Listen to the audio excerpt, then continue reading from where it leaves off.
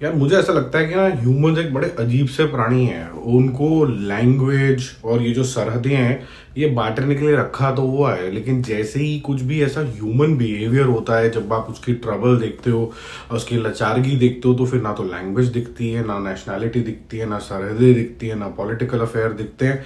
आप मदद के लिए कूद पड़ते हो। अगर आपको याद हो तो बहुत टाइम पहले मदर टेरेसा के लिए ऐसा कहा जाता था कि उन्होंने अपना पूरा जीवन ही निछावर कर दिया लोगों की सेवा के लिए।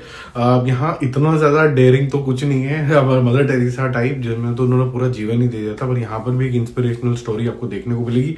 क्या ये इतनी ही रिलेटेबल है कि नहीं है, वही आज हम डिस्कस करेंगे। सीरीज का नाम है ट्रांस अटलांटिक और ये नेटफ्लिक्स पे आपको देखने को मिलेगी। हिंदी के अंदर भी अवेलेबल है। 7 एपिसोड हैं। मैंने इंग्लिश के अंदर इसको देखा है क्योंकि जो स्वाद है वो, अगर आप कोई हिस्टोरिकल देख रहे हो ड्रामा, फिक्शनल ड्रामा स्पेसिफिकली, और जो कि इंस्पायर्ड हो कुछ रियल घटनाओं से, तो काफ़ी कुछ इस्तेमाल किया जाता है ऐसे ऐसे किरदार या फिर सिचुएशंस जो थोड़ा सा आपका ईज आउट कर दें मामला, तो वो आपको देखने को मिलेगा। अब जब ये हिस्टोरिकल है तो ये वर्ल्ड वॉर 2 से जस्ट पहले की कहानी है, जहाँ पर जो टेंशन थी ना वो बॉयलर की तरह थी, और यूरोप, अमेरिका, नाजीज, ये सारे लोग जो थे आपस में एक दूसरे के दुश्मन थे। वहाँ पर वेरियन और मैरी ये डिसाइड करते हैं कि वो एक इमरजेंसी रेस्क्यू टीम या कमेटी का मेंबर बनेंगे, और जो 2000 से ज़्यादा ऐसे लोग हैं जो फ्रांस में फंस गए हैं, और अगर उनको नहीं निकाला गया तो वो कहीं ना कहीं नाजीज का शिकार हो जाएंगे। और ये स्पेसिफिकली इसलिए हो जाएंगे क्योंकि ये जूस थे, और आपको पता ही है कि नाजीज और जूस का तो 36 का आंकड़ा है। तो बिना नेशनैलिटी देखे, बिना उनकी ऑक्यूपेशन देखे, बिना उनके बैकग्राउंड देखे ये दोनों क्या कुछ करते हैं। एक जो वेरियन है वो जर्नलिस्ट है, और वो काफ़ी सारी चीज़ें सिस्टम के हिसाब से करने की कोशिश करता है। क्या वो सक्सीड करेगा कि नहीं करेगा, लीगल सिस्टम से लड़ पाएगा कि नहीं लड़ पाएगा, पॉलिटिकल अफेयर से लड़ पाएगा कि नहीं लड़ पाएगा, क्योंकि जैसे मैंने बताया कि बॉयलर इतना जबरदस्त है, कोई किसी की मदद ज़्यादा कर पा नहीं रहा है, तो क्या करेगा ये बचाने के लिए। उधर मैरी जो है उसके पास ठीक ठाक पैसे हैं, वो अच्छी फैमिली से, इन्फ्लुएंशियल से आती है। क्या वो इन्फ्लुएंस जो अमेरिका में चलता है वो फ्रांस में भी यूज़ कर पाएगी और इन लोगों को रेस्क्यू कर पाएगी कि नहीं कर पाएगी।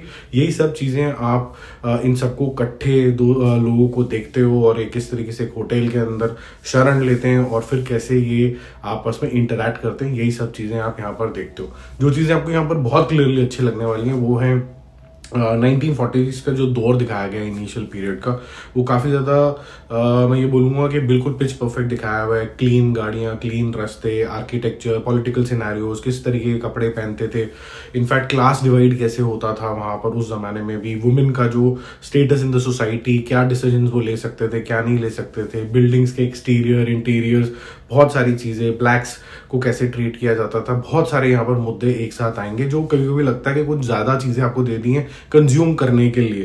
तो 7 एपिसोड्स होने के बावजूद भी आपको ऐसा लगता है कि ये हर्ड हो गया है मामला। कैरेक्टर्स बहुत सारे हैं, उनके डायनामिक्स भी बहुत सारे हैं, उनकी रंजिशें भी हैं, उनके ब्रोकन रिलेशनशिप्स भी हैं, उनके लव अफेयर्स भी हैं। ये सारी चीज़ें इन पैरेलल चलती रहती हैं जो आपको थोड़ा सा इंगेजमेंट की तरफ लेके चली जाती हैं। आप इन किरदारों से और ज़्यादा घुल मिल जाते हो स्क्रीन पे बैठे बैठे। बाकी हिस्ट्री जो है वो, ये जो डेलिकेट रिलेशनशिप है अमेरिका, यूरोप और नाजीज, जर्मनी, ये जो सब चीज़ें दिखाया गया ये जानकारी के लिए बहुत अच्छा है। ये जो कन्फ्लिक्ट्स थे यहाँ पर स्पेसिफिकली यूके, लंदन, वो वाली साइड का और रेस्ट ऑफ द यूरोप का, ये सारी चीज़ें भी आपको बहुत अच्छे तरीके से दिखाई गई हैं। क्या यूरोप हमेशा से ही एक यूनाइटेड फीलिंग के साथ था कि नहीं था, ये भी बड़ा अच्छा सा मुद्दा यहाँ पर दिखाया गया। बाकी जो चीज़ें शायद आप और ज़्यादा तरीके से रिलेट करोगे कि मोस्टली ऐसा लगेगा कि जो शूट है बहुत ही रियल लोकेशंस पे लिया गया है। जो स्काउटिंग ऑफ लोकेशन है वो काफ़ी ज़्यादा रियल लगेगी आपको, इन अ सेंस कि ये ऐसे ऐसे जगहों पे जाके इन्होंने स्काउटिंग करी है लोकेशन की जहाँ पर अनटच्ड है अभी भी, पोल्यूशन कम है, लोग कम है, तो इनको जगह मिल गई है उस तरीके से अपने छोटे मोटे सेट्स लगाने की, पुरानी गाड़ियाँ खड़े करने की, वैन्स चलाने की। तो उस तरीके से आपको और ज़्यादा पीरियड वाली फिल्म वाली फीलिंग आनी शुरू हो जाती है। अब मेरे हिसाब से ये जो सीरीज है, जो इस तरीके का मुद्दा है, वो बहुत सारे कैरेक्टर्स के अंदर चला जाता है, और जितने कैरेक्टर्स, जितनी उनकी ऑक्यूपेशन है, जितने उनकी बैकग्राउंड है, जिन कंट्री से वो आते हैं, वो एक अननेसेसरी डायमेंशंस खोल देता है, बहुत ज़्यादा खोल देता है, इतने की ज़रूरत नहीं थी। क्योंकि आपका जो मेन मुद्दा था कि वो वेरियन और मैरी इसके लिए क्या करते हैं इनको रेस्क्यू कराने के लिए, वो मुद्दा थोड़ा सा बैक सीट ले जाता है, और जो इनके लोग हैं जिनको बचाने निकल रहे हैं उनके मुद्दे ज़्यादा निकल के आ जाते हैं। कुछ रोमांस भी है जो बहुत हद तक आपको ठीक लगेगा, और वो पनप भी सकता है टाइट सिचुएशन में, जब किसी का कोई साथ देता है तो ऐसा हो सकता है, लेकिन उसको भी थोड़ा सा स्ट्रेच किया गया है। इवन जो लड़ाइयाँ हो जाती हैं अपने आपस में, कन्फ्लिक्ट्स जो हो जाते हैं या ब्रदरहुड दिखाया जाता है, वो भी थोड़ा सा ड्रैग आपको हल्का सा लग सकता है। तो उन लोगों को जिनको हिस्ट्री को जानने की बहुत ज़्यादा चुल रहती है, चाहे वो इंडियन हिस्ट्री हो चाहे बाहर की हो, उनको बहुत अच्छा लगेगा। बहुत से ऐसे लोग हैं जो बोलते हैं कि यार हमसे तो रिलेट ही नहीं हो पा रहा है, क्योंकि ये हिंदुस्तान के कल्चर से, हिंदुस्तान की हिस्ट्री से नहीं रिलेटेड है, शायद उनसे इतना ज़्यादा रिलेट नहीं होगा। मेरे को पर्सनली एक जो डेफिशिएंसी सीरीज़ के अंदर लगी कि यार जो अर्जेंसी होनी चाहिए कि यार फटाफट से काम करो और निकालो इन लोगों को, वो अर्जेंसी कहीं मेरे को नज़र नहीं आती है।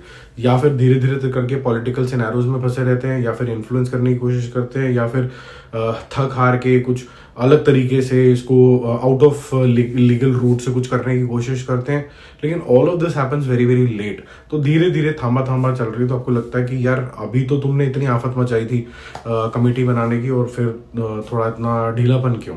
तो वो एक थोड़ा सा मुझे फैक्टर लगा कि वो अर्जेंसी मिसिंग है कि यार मैं किरदारों में तो इन्वेस्ट हो रहा हूँ, लेकिन मैं जो नीड ऑफ द आवर थी, why they are doing what they are doing, उसमें इन्वेस्ट नहीं हो पा रहा हूँ। इसलिए मेरा मूवी शूवी स्कोर भी इसके लिए रहेगा 6/10।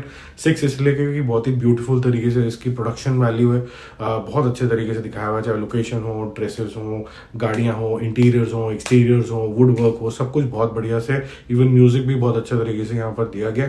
जो डेफिशिएंसी है वो ज़रूर राइटिंग के अंदर है और एडिटिंग के अंदर है, जो थोड़ी सी और शार्पर हो सकती थी। बाकी जल्दी मिलते हैं और रिव्यूज और स्टेटस के साथ। Stay connected and keep watching this channel after some time, क्योंकि बहुत सारे रिव्यूज फ्राइडे सैटरडे संडे में आते हैं और हर एक का नोटिफिकेशन आ नहीं पाता है because of the great YouTube's algorithm. Bye bye.